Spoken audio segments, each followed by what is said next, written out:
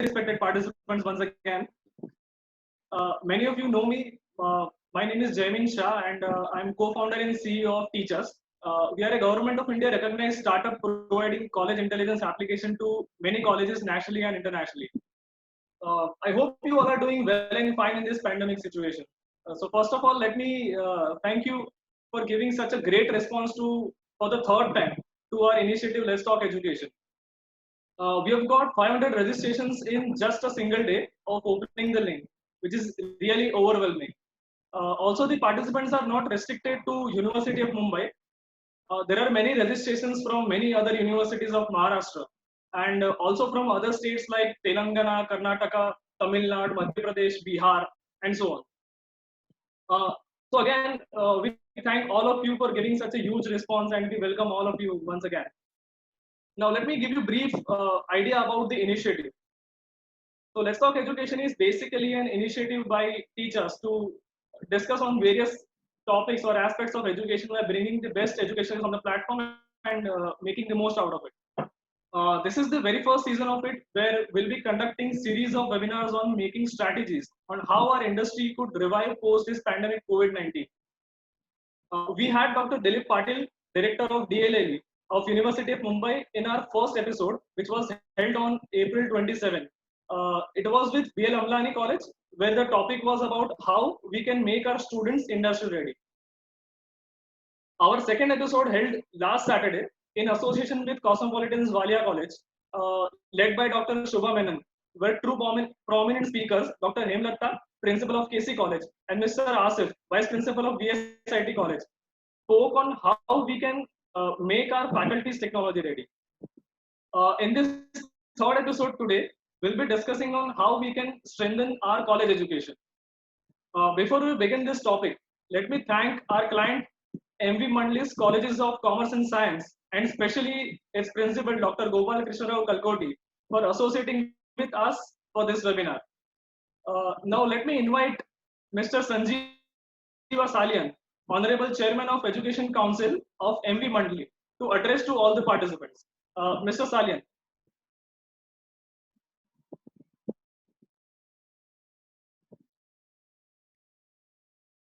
Mr. Salian.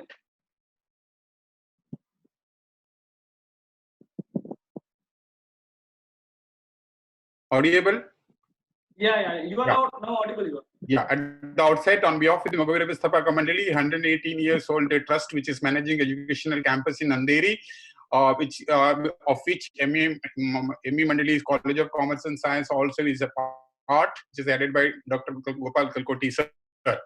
And on behalf of all the both the lead speakers today and Mr. Jaimin, the brain behind introducing this wonderful concept for us in this country to teach us and take us through the world of technology and the world of education, especially the college institute educations, and all the delegates and our colleagues from the college. Pleased to welcome all of you for this third edition of the Teachers Workshop organized by Teachers. Teachers, I must compliment Jaimin that we have been associated with him for the couple of years, and I must say that we are greatly and hugely benefited by his knowledge of technology. If permitting, I must say also with the permission of Gopal sir, that it has helped us to monitor and control the attendance of the students in particular. Okay, so in all, I should not be hesitating in introducing him into this hold up market, and you should request all of you must cooperate, and it's a very, very, very good product profile that he has. Now we are under house arrest since about 46 days, and this house arrest on account of COVID-19 coronavirus has taught us to work from home, and we believe this work from home culture shall remain in this country for a long, long time to come. And technology through teachers, and we are familiar with this, and the third edition we are pleased to host this, and we must thank Gopal Kalkoti as well. Now I would like to take Jaimin, your permission. We are under house arrest, we are under lockdown. However, we are protected safely by a Prime Minister of India, Chief Minister of our state, and respective governments, especially the doctors, nurses, facility staff, police, institutions, individuals, foundations, philanthropists, one and all, who are fighting for us to save us from being infected by the coronavirus. As a part of this program, on a platform, on a teachers very popular pan-India brand, we would like to take this opportunity to request you to put your hands together and applaud for all these very, very special people of India, and we salute them. Now, for giving this opportunity, we must thank you, and we shall continue to work with you, Jaimin, and I'm sure a lot more educational institutes will soon join your camp. And we thank you on behalf of the Mukavira Sthapak Mandali, the education campus. We thank Gopal Kalkoti sir and his team for doing wonderful job with you for us, our college. Thank you so much. Over to Kalkoti sir now.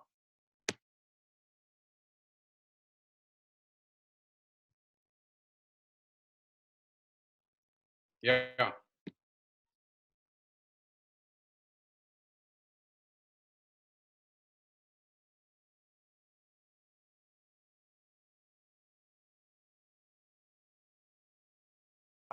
Hello, am I audible? Jaimin, am I audible now? You're audible, sir, but not your video. I know, I don't know what has happened. Anyway, as long as I'm audible, people know me. Thank you very much, Sanjeev Asalian sir, for your introductory remarks. Now, without wasting any time, I do not want to be a wall between you and the speakers. On behalf of me, my management, and on behalf of Jaimin, I invite all of you for this third webinar, the subject of which is strengthening higher education. Very nicely, this topic has been chosen by Jaimin, and for today we have two speakers, two eminent speakers, I should say. One, Principal Dr. Lily Bhushan, Principal of K.S. Shroff College, Kandivali West, and this will be followed by Principal Dr. Debojit Sarkar, Principal of L.S. Raheja College, Santa Cruz. So over to you, Jaimin, to introduce both these eminent personalities and continue with the webinar. Thank you all. Okay, thank you, sir. So now let me introduce our first speaker of this webinar, Dr. Lily Bhushan, one of the most known face in the education fraternity, being the principal of one of the better colleges in western suburbs, the KES College. Dr. Bhushan obtained her doctorate in labor economics, and she is a recognized research guide of University of Mumbai for PhD in business economics. She has been associated with KES College since 1991. Initially, she was an HOD of economics. That means she was leading an economics department, and later on, she was leading the entire college from 2009. The college has been awarded autonomy, awarded as A grade institution by NAC, and also certified by ISO under her leadership. She has always been one step ahead in bringing the technology to the institution and modernizing it. And so today, she'll be speaking on the role of all the stakeholders of the industry in strengthening the college education. Joining her, we have Dr. Debojit Sarkar as our second speaker of the webinar today, who is the principal of L.S. Raheja College of Arts and Commerce from 2016. Dr. Sarkar obtained his doctorate in geography, specializing in climate change and environment. Dr. Sarkar led J.M. Patel College for 10 years from 2006 and was responsible for the holistic growth of the entire college, which recently got CGPA of 2.79 by NAC.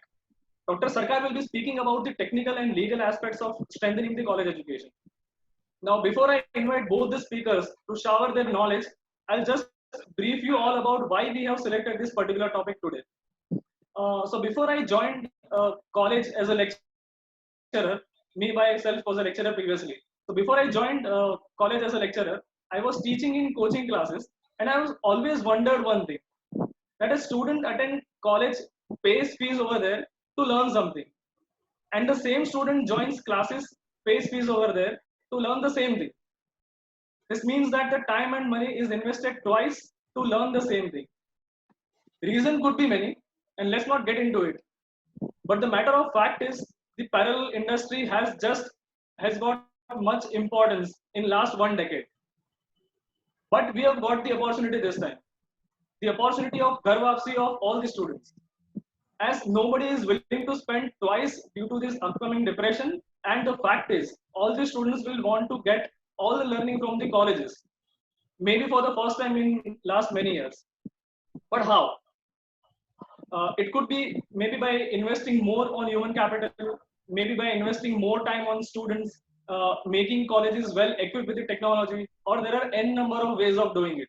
But we are not, I mean, I'm not going to discuss about the ways because I'm not aware about it. But we have one of the best speakers in the industry to talk about it. So for that, I would like Dr. Bhushan to take the charge and show us the way forward. And before she starts, participants can ask questions by writing questions on the chat box, and the most relevant questions will be picked and asked to the panelists at the end of the session. Also, please note that at the end of the session, Principal of Gandhi Shiksha Bhavan's Surajbagh College of Education, Dr. Ratnabarbha Rajmane, will be announcing our fourth webinar of the series. So, Dr. Bhushan, the screen is yours now. Thank you.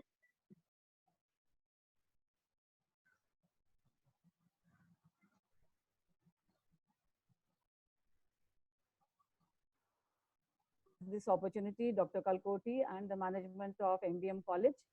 It's a pleasure to be speaking on the topic of strengthening higher education, be it post-COVID, with COVID, before COVID. All I would like to say is strengthening higher education was need of the hour. And today, because of the COVID crisis, it has become all the more important, because now today all of us, be it the students, be it the teachers, principals, all stakeholders of education are under a house arrest, I would say. So now the role of technology has become very, very important. And the other day in a meeting with our Honorable Vice Chancellor of University of Mumbai, he also said the same thing. Now you have to innovate. Technology has become an integral part of our life, and either you innovate or you will perish. Earlier we used to say perform or perish. Now it is innovate or perish. So I would say that the power of technology has accelerated the higher education's ability to adapt the new normal, which we call today now as, by hosting and participating in digital migration. And today, basically, I must say that strengthening higher education is not a micro level job. It is a macro responsibility. It has to be an holistic approach, and each and every stakeholder of higher education has to play a very important role in leveraging the technology and making it useful for the benefit and welfare of our students. So the stakeholders, I begin with the government first, then the management of the colleges, then we the principals, then the teachers, even the non-teaching staff, the students, and the community at large. Now, coming to the government first, I must say that it is the responsibility of the government to narrow down the digital divide. Now, the question comes when we speak of technology, it is very obvious that the students, our teachers, all should be well equipped with IT infrastructure, with ICT technologies. And the question comes that, especially in the rural areas, that there is no connectivity, there is no infrastructure available for the students. Accessibility becomes a question mark. But here lies the responsibility of the government. I would like to say that the digital divide is very stark in education. If we compare education with the banking sector today, the banking sector, the technology has penetrated in banking sector so much that even the marginalized section have an access to the banking system. Earlier, we had the system of sending money through money orders. Today, the e-transfer takes place. And the banking sector has done exceedingly well with the digital penetration. Then why not education is my question. So the government needs to come up with some scheme on digital divide, and that is access to technology in the rural areas between the haves and the have-nots. And they have to provide hardware, software, accessibility, and most important is affordability of information technology for students. Now here, I would like to comment, the question may arise that whether our students, the urban poor or the rural poor, will they be able to afford technology? My answer to that is, today we see that each and every individual, be it a rural person or an urban person, everybody has a phone. If not a smartphone, they have a phone. So there my saying is that I think it is still affordable, because everybody is now having a phone. The question of accessibility and affordability, I think, as the government provides for railway concessions, bus concessions, similarly now this post-COVID government should be forced to think about giving some subsidy so far as digital divide or accessibility to a technology is concerned. So that solves the problem of how can a student have access to technology in the urban poor, for the urban poor and for the rural poor. So government's expenditure on IT infrastructure has to increase, should increase, and I'm sure post-COVID, the government will be forced to think on this. Coming to now the management of the colleges, they have to play a very proactive role. They have to go all out in providing, spending rather, on infrastructure, providing facilities for teachers, for students, for principals, for the non-teaching staff. They should be well equipped with technology, with infrastructure, with better net connection, with better net speed and latest equipments, licensed software. All I mean to say, of course, this is the job of the principal to look. But then when it comes to spending, ultimately the finances are approved by management. So managements have to think on these lines, and they have to be willing to spend. Coming to the third stakeholder, and the most important, is we the principals. Now we the principals have to play a very important role in facilitating digital transformation in our college. At the moment now, we are forced to go for technological advancement in teaching learning. But I must say that we need to re-engineer ourselves. We have to be creative, out of the box, come out with such technologies which gives 100% accessibility to our students. And we need to think something different. The very important point now is attracting students to our college. And for that, we really have to work. 3 things are very important for us principals. 1, our official website should be very strong. 2nd, our digital presence has to be very important. And similarly, our social media presence also is very important, where we need to project that, yes, we are e-ready. And to be e-ready, we should be very sound in IT infrastructure. And most important now, I come to the role of the teachers, who are the most important stakeholder in the education. Now, teachers need to be trained and retrained on digital technologies, on digital teaching learning, on e-content development. There are 2 components to it. One is the e-content development and the other is transmission. Now, teachers, we have to move from brick education to click education, and you have to accept that learning management systems have become very important. N number of softwares, N number of things are available, Edmodo, Udemy, Kahoot, so many things are available. And you also have to be very careful about the fact that now the attention span of student, as it is in class, they are less attentive. And when you expect them to sit in front of the computer and listen to your online lecture, you have to be very, very careful about the content which you are putting. Your content should be creative, should be entertaining, should be informative, and it has to be very short and crisp. Don't expect that as the student used to sit in college from 7 to 11, do you think he is going to sit at home 7 to 11 facing the computer? No, not at all. Your lectures have to be very crisp. They have to be in such attractive form that the student is forced to sit in front of the computer. It has to be a combination of fun and learn. And a lot of animation things have to be put so that you can attract the students, and your videos should be such that they are very informative. Short and sweet should be the buzzword of your e-content.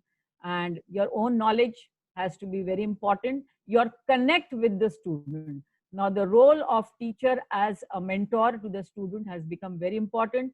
Students today are absolutely lost. They are tensed. They are nervous. So now it becomes imperative on your part to be in connect with the students.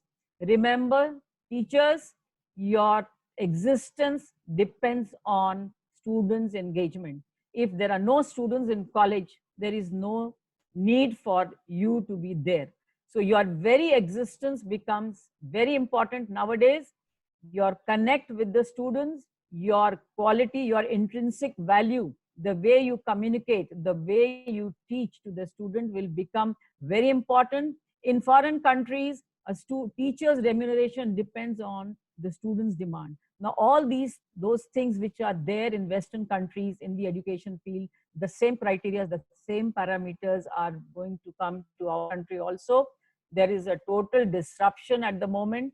There is a paradigm shift, and each one has to be from within. You should feel how best you can be a service provider to the student. So your role of a teacher is very, very important in bringing students back to the college. And maybe it's back to the college means back to not to the campus as such, but of course online. And now the role of principal, otherwise also principal has to be a Bahubali, has to look everywhere. Now when it comes to library learning resource, your college library has to be enriched with digitization.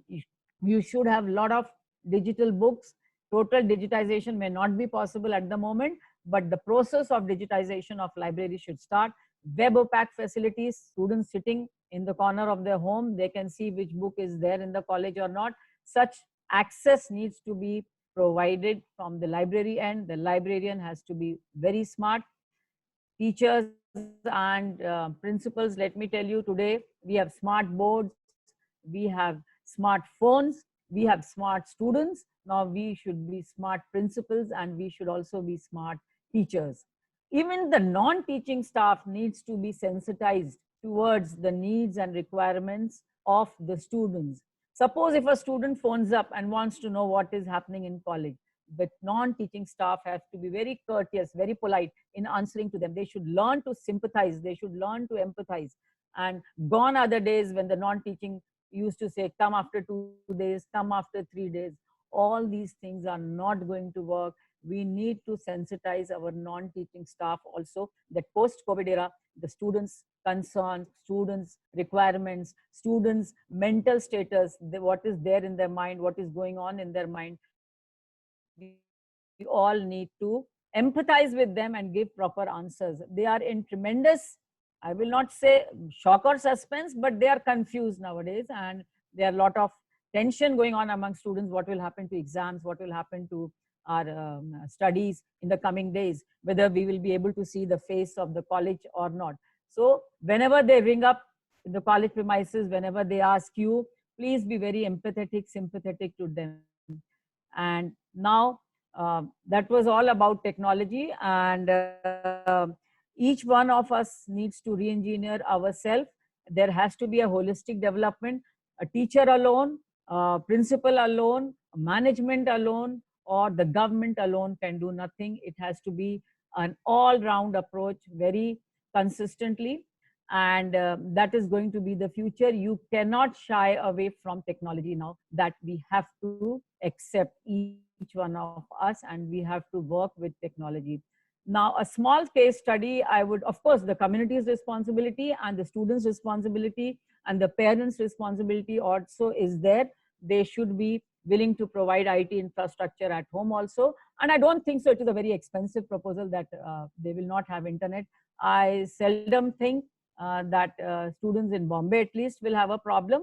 But of course, in rural areas, there may be issues, and there lies the role of the government to bridge the digital divide and provide internet facilities, software equipment, hardware, licenses, etc., etc. So that is why a holistic approach is needed. I would like to put in, before I end up, I would like to say something about the strengthening of higher education, a case study of my own KES Shroff College, what we have done over the years. I must say that we are e-ready. And suddenly when this problem of COVID-19 has erupted, very proudly I say that our online admission was there in existence for the last 7 years. Not only application, but from end-to-end admission process, filling of application form, payment of fees, we were having a payment gateway, generation of merit, everything was there for the last 7 years. So 7 years back, we could think of it, and now for us, the admission process is not going to be a problem. Coming to the technicalities involved in strengthening education. I was always sending my teachers on training, especially to Gyan courses organized by some of the very good colleges in Bangalore, in Coimbatore, in Mysore. And my teachers have benefited a lot. Last 3 years, I was sending them in batches of 3 or 5, and those 3 and 5 teachers used to come and retrain the other teachers. So I'm very proud to say that today 80% of my staff is e-ready. They are ready with e-content and development and dissemination, and they are now taking webinars, training teachers at all India level.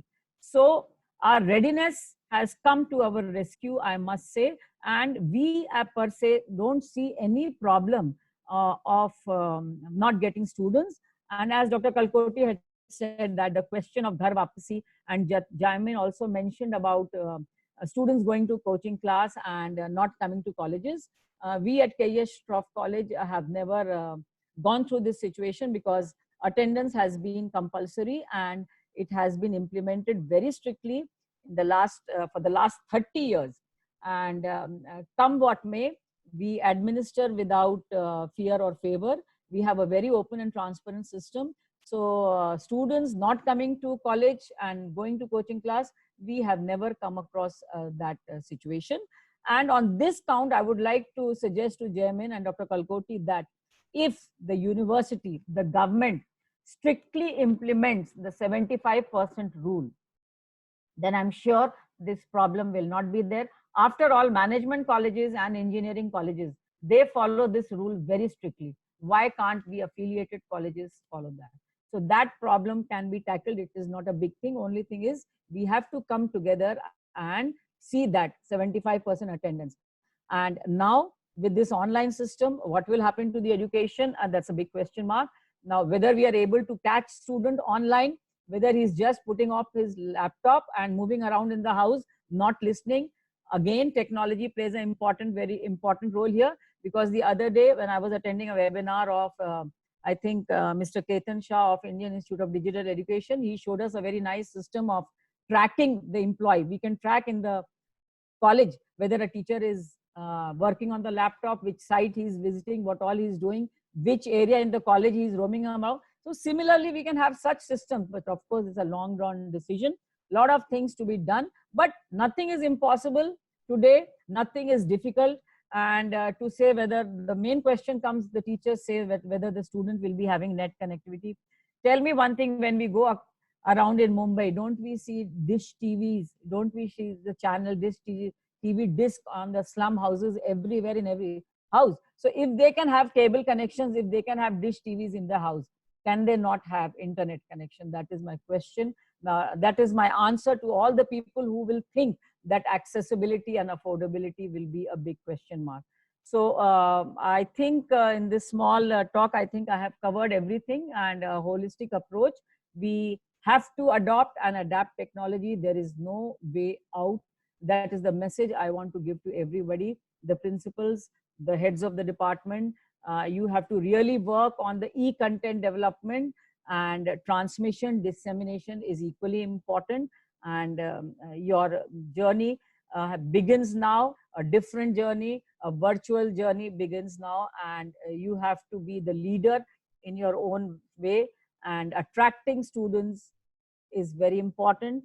I often say one sentence in Hindi: students hain to hum hain. So that is very important. If there are no students, then there is no astitva of teachers. So to attract students, you have to work. I think, Jaimin, I have completed my time. Okay, thank you so much. Yeah. Thank you so much, Lily ma'am. Now, I would like to invite Debajit sir to continue. Sir, the stage is yours now. The screen is yours now. Yeah, thank you. Honorable Chairperson of MBM Mandali, Dr. Gopal Kalkoti, Principal of MBM College, and Mr. Jaimin. Thank you for giving this platform to share my views.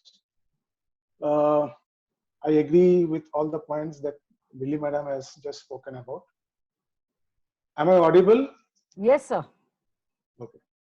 I will just restrict my discussion basically on the premise of possible scenarios of academic year 2021 amid social distancing requirement of COVID-19 vis-a-vis strengthening college education. In the situation of a COVID-19 pandemic, major academic activities will be done on hybrid basis. Hybrid means F2F, that is face-to-face plus online, or it is also called as blended teaching learning in the next academic year 2021. Thereafter, it depends on how we recover from COVID-19 pandemic. Will this give rise to permanent modification in the teaching learning setup of today? Is the question that we need to look at it. Is hybrid teaching learning process the norm of the future? Are the government and the university authorities ready to accept this new challenge?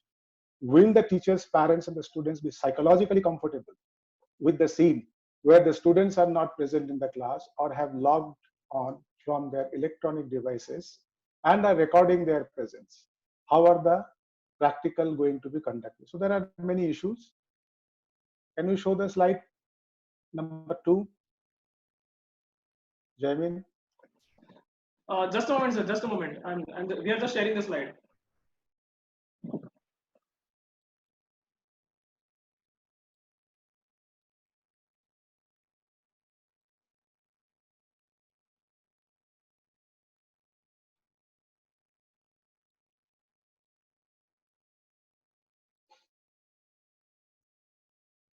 Yeah, the core issue.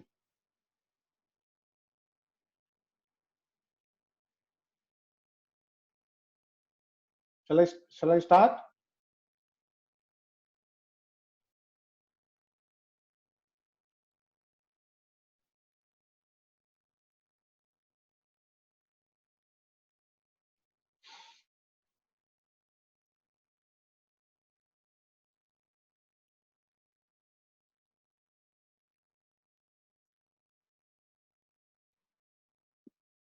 You can start, sir. The core issues, yeah, I can see. The core issues, 1A, will the hybrid or the blended teaching learning is the way forward?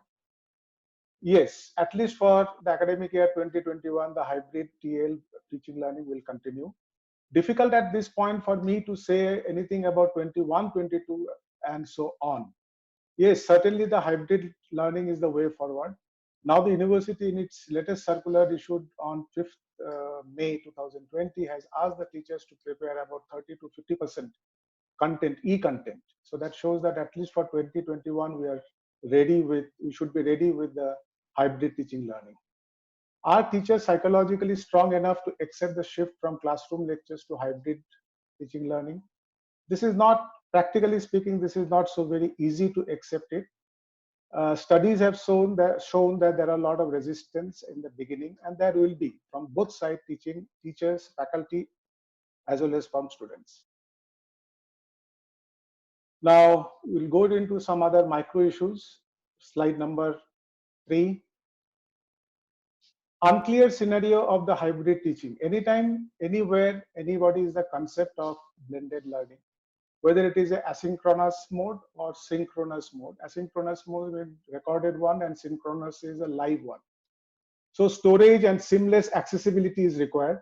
The teacher will be present in the college for delivering the lecture, whereas the students are engaged online or partly offline, or vice versa, wherein the teacher is engaging lecture from home and students are in the classroom are also, or they're online. Now, is there a technological deficiency? Ensuring both teachers and students are not technologically deficient in terms of availability of hardware and software.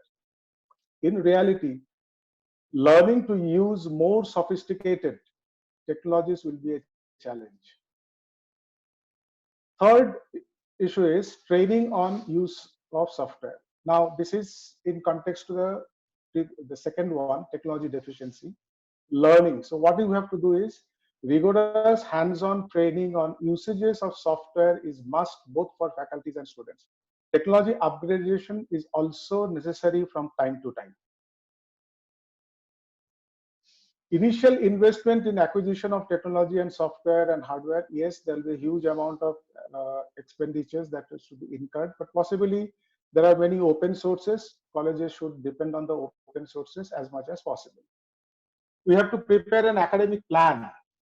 An academic plan must also include the co-curricular activities. Now, in this situation of offline or hybrid teaching, we have to adjust the academic. We have to prepare the academic plan in a manner where academics plus the co-curricular activities are there. 6 is a learner plan or learner-centric pedagogy. This is very new thing. When you are going for the blended learning or hybrid learning, the pedagogy should be from the learner point of view, because you can't see your students. So therefore, most important in the developing of the e-content is the pedagogy. So this is very, very important thing. Next slide.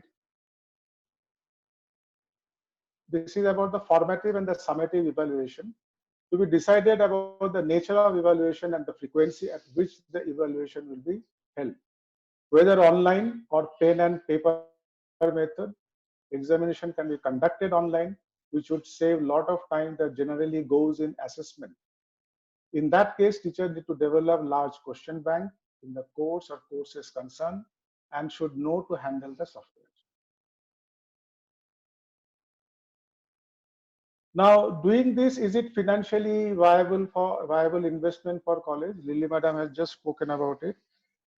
The planning for optimal utilization has to be done of the infrastructure so that the return on investment or management can find it is viable economically as well as financially. Expenditures on paid LMS, setup of virtual classroom, cloud hosting, etc. There will be increase in the number of collaboration, resources sharing, arrangements between the colleges, institutions, other service providers, industry to provide the best teaching learning material to the student. This can also lead to a reduction in the cost of providing education, thereby making education more accessible. Now, whether there will be collaborations with industry, etc. Yes, there will be a lot of possibility of collaboration with industry experts, market experts. Colleges can come together and share learning resources and also the revenue. Now, the basic challenge will be about the science subject, the conduct of practical. Now, there are LMS or there are softwares available, but the financial component is to be considered, because many of these softwares are not free software, open source. They're paid software, so college should be in a position to incur the expenditure on acquiring this kind of technology. And the last and the very large question that comes, very big question that comes, will it affect the workload of teachers? To my assessment, in the long run, yes. Possibly the management would either hesitate to invest in the technology, or if investing, will seek their returns. Hence, reduction in number of faculties and or sharing faculties will be expected to recover the investment. So this is a very big question that is before us, but immediate there is no threat to it, but in the long run it may be. Now, what is to be done in order to strengthen the college education? One is measure your digital footprint. Searching yourself on Google or other search engines, and or through social media platform. How many people know about your college? How many people have seen this website, etc.? That is a digital footprint. Do a quick assessment of technology and identify capabilities that need to be strengthened. Very important for colleges to get digitally strengthened. This is also told by Lily Madam, so I'm not going into detail of that. Introduce online admission. This is for the colleges where the online admission is not in place. They must do that, including the gateway payment. End-to-end software should be there. Focus on capability building by conducting training to staff and students.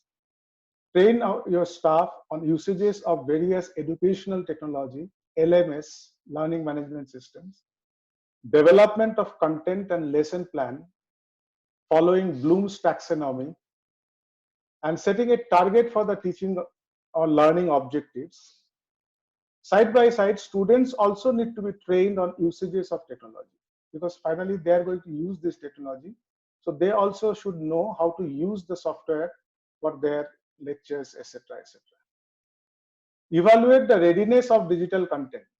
There should be a survey conducted by the college so that you can understand what is your digital content that you have, so that you can start with the hybrid teaching. And for this, you have to stay connected with your students, roll out surveys, focus group discussion. This is also called as FGDs. So this should be held from time to time. So you should know, you should continuously getting feedback about the digital content.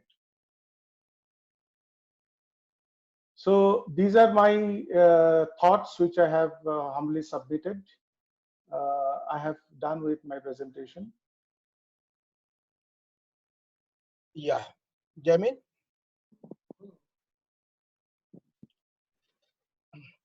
Jamin, are you there? Yes. Yeah. Just a moment. So we have number of questions right now with us. I'll start. So we'll be picking up 5 best questions and we'll be asking it to our speakers. The first question is for Dr. Lily Bhushan, and the question is being asked by Dr. Nishad Sayyed. The question is, has COVID-19 made it compulsory for every college to embrace technology in teaching? It's very obvious. Lily, madam, the question is for you. Yeah, tell me. Again, I'll just read the question. The question is from Dr. Nishad Sayyed. The question is, has COVID-19 made it compulsory for every colleges to embrace technology in teaching? You are forced to. Yes, definitely. It has become I would add to that, if not today, in near future, one has to accept this fact, however young or old the person may be. This is going to come in near future. Yeah, I'm not boasting of my college, but we thought it 3-4 years back that this is going to come. You're right. May I just Yes, sir. Sarkar, sir. may I enter? Yeah, Yes, please. yes. Please, sir. Yeah, it is what Lily ma'am says is right, and what Kalkoti said is also correct. You have to be ready in technology, because the circular very clearly mentions that 30 to 50% e-content has to be developed. So you have to have ready. Even our Honorable Vice Chancellor is also saying that teachers have to familiarize themselves with all the learning management systems. And this is the time now, till at least I think 15th of June, you have time to get prepared. Yeah, he says it is preparatory period, not interim vacation. Preparatory period. I had personally asked this question to him, and that is what he said. Yeah. The basic thing is, we do not get ready for the technology in teaching. How can we expect our students to be ready for technological learning? Sir, they are very smart. They will accept it. They are much more tech savvy. Let us get ourselves ready. Yeah. Psychologically, there will be resistance. Out. There will be resistance, but we have to. See, resistance to change is always there. When I started with online admission, there was a question, how will the students do? There will be no credit cards and debit cards. We manage, we help them. Those who are not having credit debit cards, our teachers help them. Slowly and steadily, system has set in. Now 7 years down the line, it's doing very well. So there's always a resistance to change, sir. Same happened with online assessment, sir. Yes. People have accepted now, yes. Yes, so things will fall in line. And then you will start enjoying digital teaching. That's true. I can see that in my college, teachers are enjoying, and they're doing a lot of good work. E-content development and delivery. Okay, there is another question specifically for Sarkar, sir. I'll read out the second question.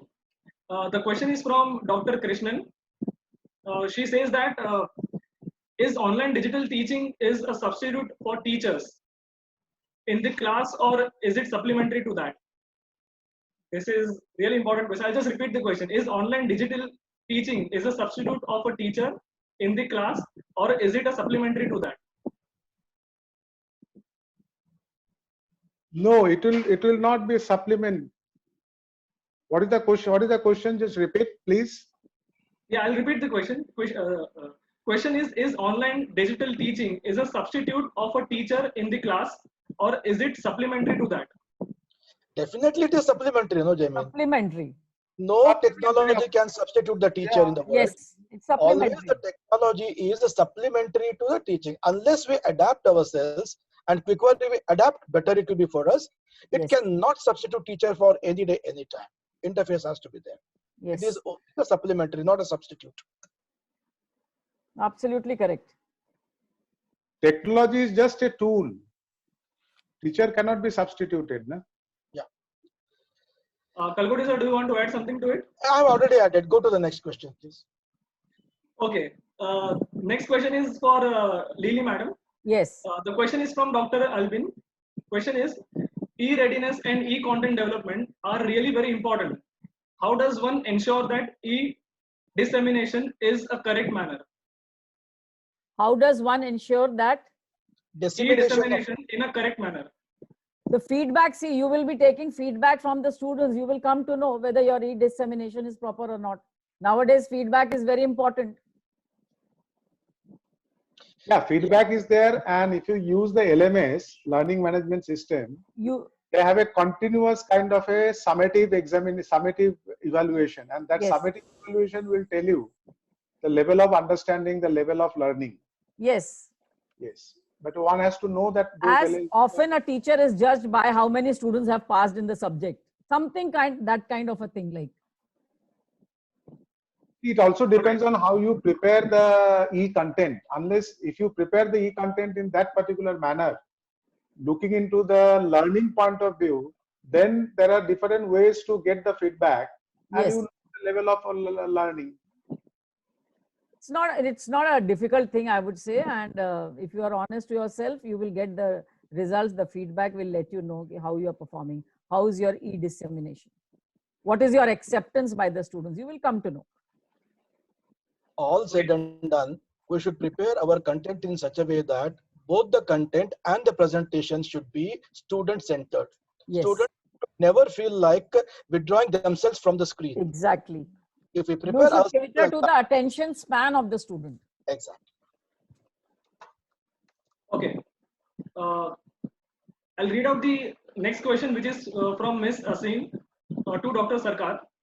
Do you think colleges needs to be proactive in their approach to face pandemic? Colleges need to needs to be proactive in their approach to face the pandemic. Face the pandemic. Yes. Yeah. Yes. Yes. Definitely. Yes. Definitely yes. Yes.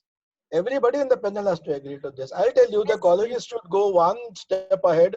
We have to install the sensitizer at the entrance. Yes. And also try and ensure how do we maintain social distancing. Yes. The lecture, Exactly. in the practical, even when we conduct extracurricular activities, sports activities, we should be very, very careful in doing all this. How best we do it, it is seen, but we have to definitely look into this aspect very seriously right from the start one of the day. Yes, absolutely correct. If not for the whole term, at least for the first half of the term. Yeah. Okay, the next question is for Lily madam. Yes. The question is from Bhavna Mulani. She says that how do we motivate the students for online lectures? See, nowadays students are caged in the house. They are too willing. There is no, I don't think so. You will have problems in Abhito. There is so much of excitement. You call the students, they will definitely come online. They will not bunk your online classes, I'm sure. And ultimately, it all depends on your e-content and delivery. If your lecture is good, if the content is good, I'm sure the students will pay attention. They will attend your lectures. It should not be a problem.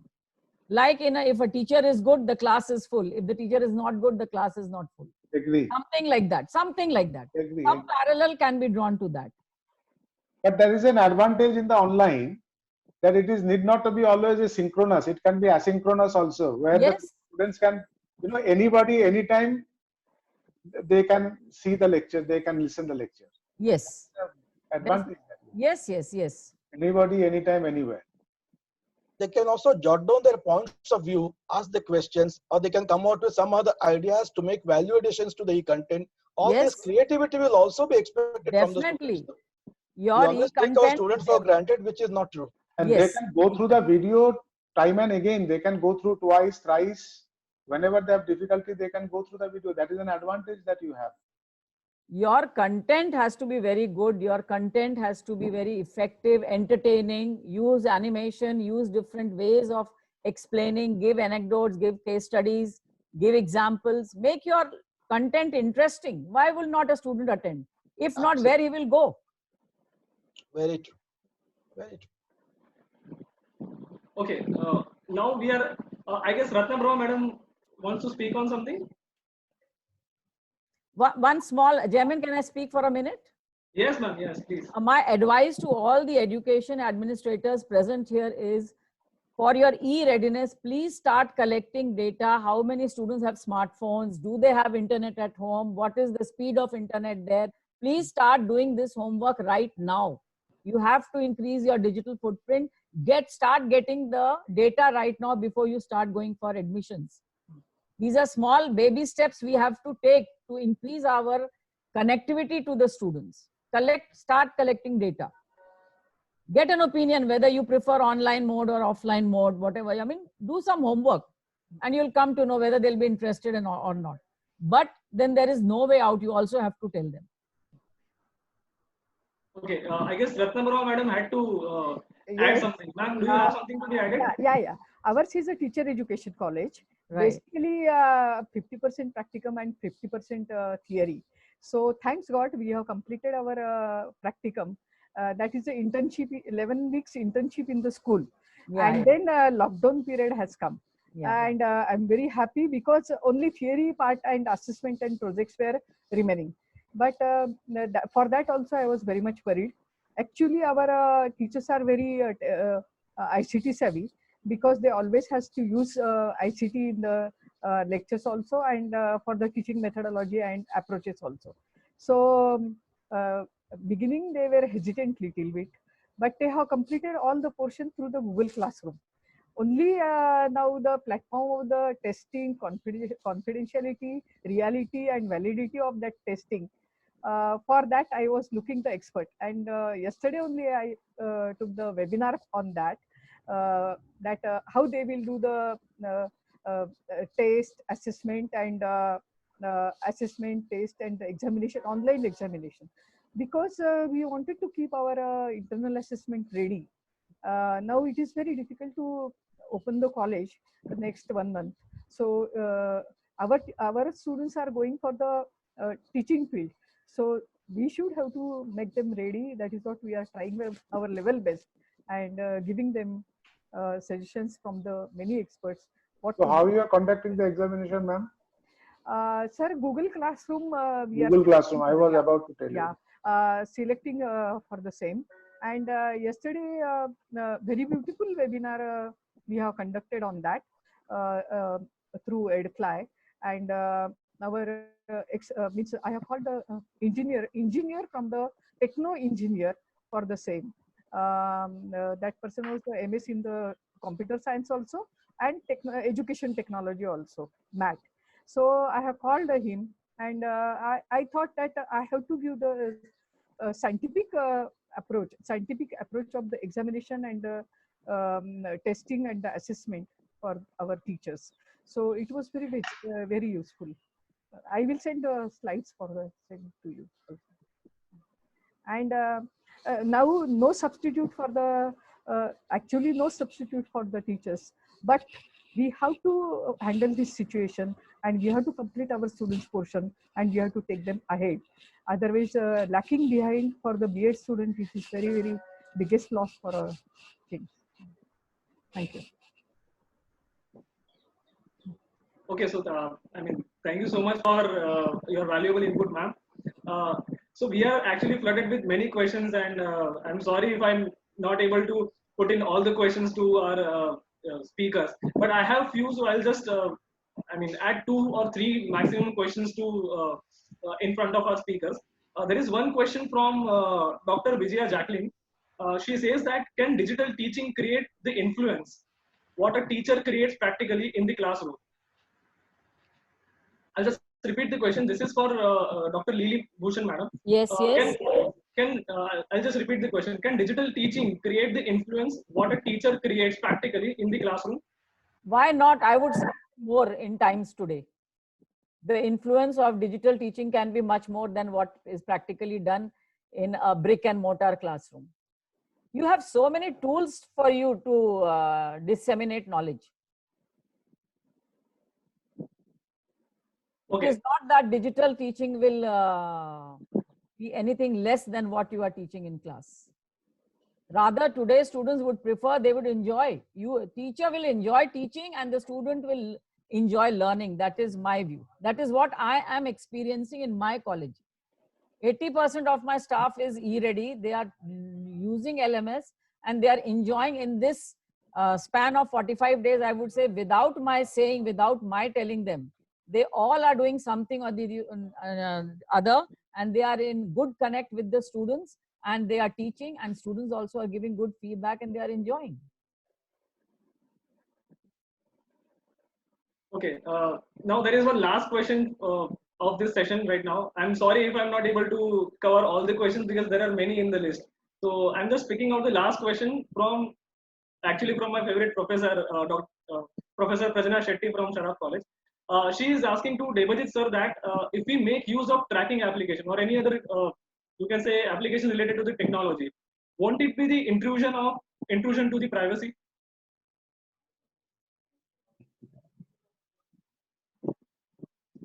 No, I don't think so. I don't think so. What is our objective? Is our objective to get into the privacy of some person, or our objective is teaching learning? Exactly. I think our objectives are very clear. We are not going to do anything with those databases. And there are various softwares are available by which the privacy can be controlled. Controlled, secured. Okay, all right. So as a college like LS Raija, we have a dedicated internet connection with firewall and all those things. So we do not get into all those problems, never. And we are not interested also. We have the students database. What do we do with it? We are not going into the details. Exactly. All right, so we are just concluding the question answer session, and it was really great to have you both on the platform and addressing all the questions. I now invite Dr. Ratnaprabha Rajamane, Principal of Gandhi Shiksha Bhavan, Surajbagh College of Education, to announce our 4th episode of season 1. And the theme of the episode is really unique, and I hope you all will like it. So, Dr. Ratnaprabha, over to you. I mean, actually, I wanted to ask one question to all the dignitaries. That our teacher education college, and my teacher education professors and the principals are involving in this webinar. So I need about the 50% practicum internship. We could not do due to this situation next year in the first term, and second term also it is very difficult if the situation will be bad. Is there any solution for us? Because school will not run, then how can we go and how can we engage our students in internship? I need some solutions. I think Jamin can help you there. Yeah. Am I right, Jamin? I can, but even if you have some solutions, ma'am, please. Because it is a very drastic question in front of the teacher education colleges now. Yes, because you have practicals there, and you need a teacher, a guide to get the feedback how the teacher, the student. I want a practicum, internship practicum, how they will complete. Yes. Can you not mute yourself? Okay. Can I go ahead, Jaini? So that has to be like teacher has to go to the class and teach. Yeah, and there has to be somebody to monitor it. Yeah. But that can be done. Can it not be done digitally? It can be done. But school should open, no? But no, online. Online means I have to take the technology. It is a very huge technology. We have to connect to the school. I know. Then we have to connect to teacher, and we have already started with online. Also. It can be done, madam. Can be digitally. It can be done. Yes. Okay, we will. Jaimin, what Lily ma'am says is correct. Jaimin can help you. Yes. You need a little smart technician for that. Like Yeah, yeah, Yes, yes, yeah, yes. yeah. Very. It is Means, possible. we are See, very. one thing is very clear now, managements and colleges need to spend on IT infrastructure. Yeah, of course, madam. Without that, nothing is going to work. So you have to impress upon your management to spend. That is very important. Okay, okay. Thank you, madam. Thanks a lot. Yeah. Once again, namaste. Dignitaries on the dais, Lily Bhushan, Dr. Lily Bhushan, madam, Dr. Sarkar sir, Dr. Kalkutti sir. I'm very impressed with this webinar because I also got the input sitting at home, and I was looking at the slides of the Sarkar sir, and I thought I can also do this. So nothing is there for the digital education. We can learn from home also. Here, I'm a principal of the Srimati Sureshwa College of Education, Gandhi Shikshan Bhavan, conducted by Indian Council of Basic Education. Okay. Basically, our institution is running on the Gandhian philosophy, and we are, though we are doing the curriculum of the Mumbai University, our all founders basically was the Gandhian philosophers. So this institution established in 1964, and the few Gandhian-minded people, they have come together, and they thought that we will do some change in the teacher education pattern. So our fraternity of the community of the teacher will become strong, and then we have come ahead. They have come ahead and they have established this institution. Sureshwa College of Education is a very dynamic college, and it makes the difference when the teachers are going out, because our approaches and the methodologies are different. That is what I thought. I had to do one webinar with Jaimin Shah, and at least all lockdown period is there, and we will get something from the Gandhian philosophy. Now in lockdown period, basically we are using the Gandhian philosophy because we are the very self-sufficient now for ourselves. We have means our basic needs also we have made it less, and we are going towards that philosophy. So our topic is that the application of the Gandhian philosophy in the context of the post-lockdown COVID-19 pandemic on the 13th May at 4:30 p.m. And basically we are doing this for our students also, or teachers also, and they will take the application type of things from this. Over it, I'm Dr. Rudy Grace Andrews. She is a coordinator for this webinar. I will call her. Good evening, one and all. It's good to be in this platform to learn. Yes, learning never ends. We keep learning from different situations because change is the spice of life. It takes time to adjust to change, but that's the spice of life, and only change can bring in joy in teaching and learning. So at this moment, when we are being suddenly shut down due to this pandemic, we have changed our mode of teaching, and we have changed our perspectives, and we are going towards everything towards technology. At this time, I just wanted to bring to you all what would happen after this pandemic. Our webinar is focusing into future, which is not very far. It is post-COVID. I want to bring to you a few realities that we need to face. India, at the moment, is 65% of youngsters are there. And at this moment, there are certain crises that is going to come or already has come due to this pandemic. One is job crisis. The other is, are we making, even if the third year students or the final year students, even if they finish, what would they do after that? There's a lot of questions to think about self-sufficient, self-reliant, self-independent. What can I do? It's a big question that comes in our mind. Especially if you look at Surat, one example I'm giving you, it's a city with a lot of industries. And today, in that industry, many of them who are were working over there were workers from different states, what we call them as migrants now. When we look at the migrants now, I've been talking to Dr. Kiran Desai. Most of them, 90% of the migrants have left that place. Are the industries going to close down? Are the jobs going to be totally out of this thing? What are we going to do? So here comes a view to think about, to give us some more awareness about the present situation, and also to make us to plan in a different way.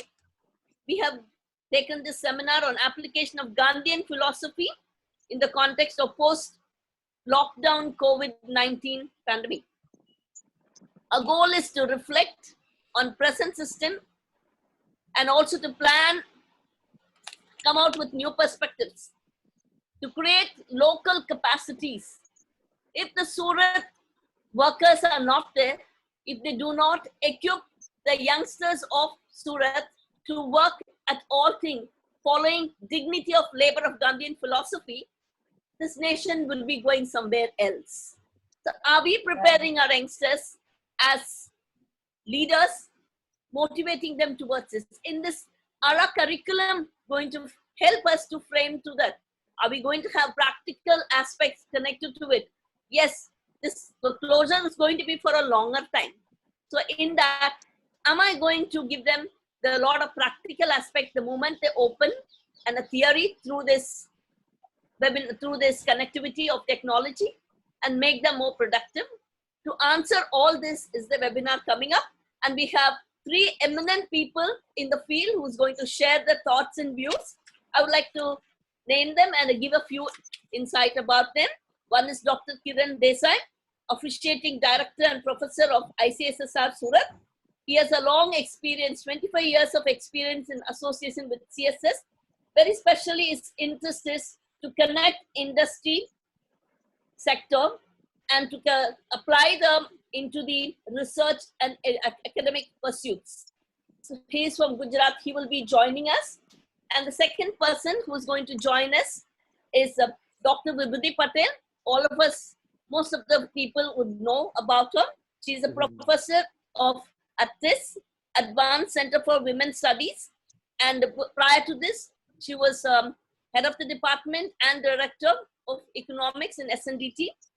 She has been working a lot as in the social field, especially uplifting of the women.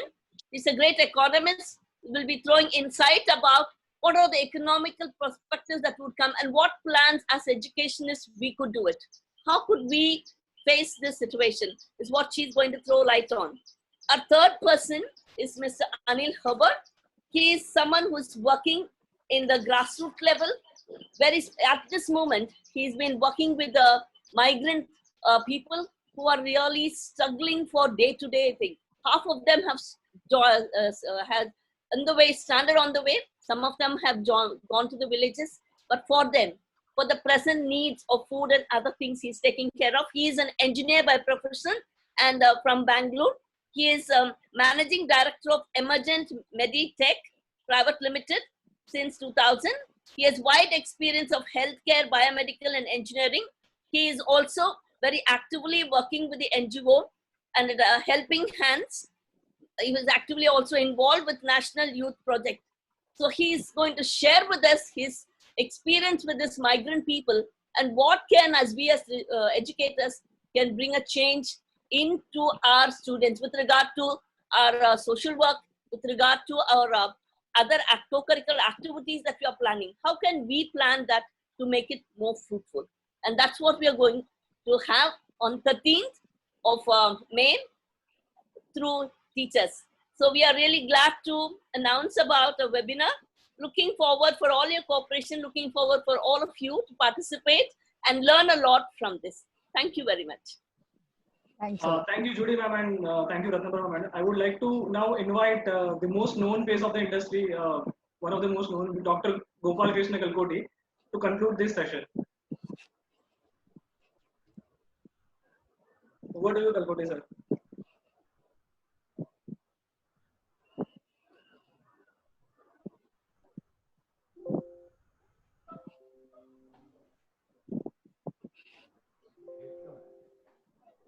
Kalkoti sir.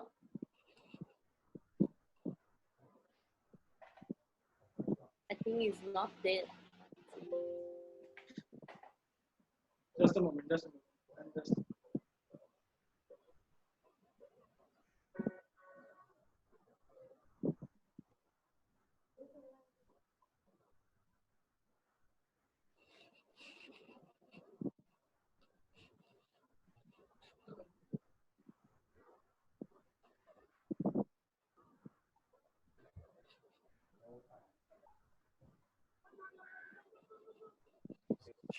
Sir is coming. Just a moment.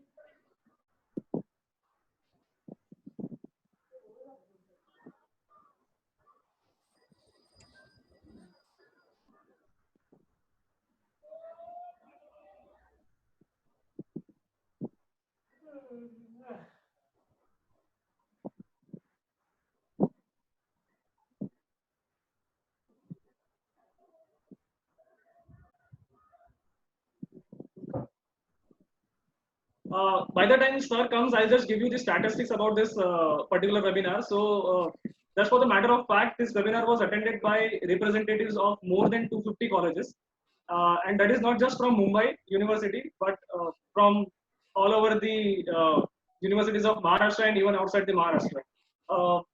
If we have Kalkoti sir joined. Hello. Yes, sir. Yeah. It's my turn now, Jamie. Yes, Yeah. yes. Sir. You're audible now. Yes. Yeah. Thank you, Jamie. Thank you, participants. I take this pleasure in proposing vote of thanks to all the participants and mainly the two main speakers. Principal Dr. Lily Bhushan threw light on three important things.